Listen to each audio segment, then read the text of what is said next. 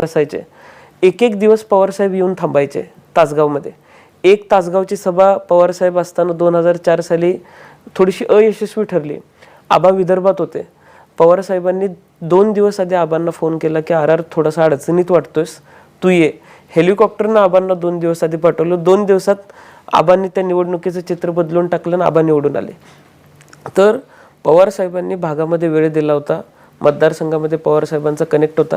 आणि त्याच्याही पुढे जाऊन सगळ्यात आधी मला जर कोणी सांगितलं असेल पवारसाहेबांना सोडायचं नाही तर ते माझ्या आजीने सांगितलं. आजी घरी गेल्या गेल्या म्हणली, म्हणजे थोडीशी ग्रामीण भागातली आहे, काय जरी झालं तरी म्हाताऱ्याला सोडायचं नाही, हे माझ्या आजीचं वाक्य होतं. नाहीतर तुला घरात घेणार नाही. आणि तिनं माझ्या चुलत्यांना सुद्धा तेच सांगितलं. त्याच्यानंतर मी आरेवाडीला गेलो. मला रोहित दादांचा आणि पवार साहेबांचा सुद्धा फोन आला की दुसऱ्या दिवशी कराडला यशवंतराव चव्हाण साहेबांच्या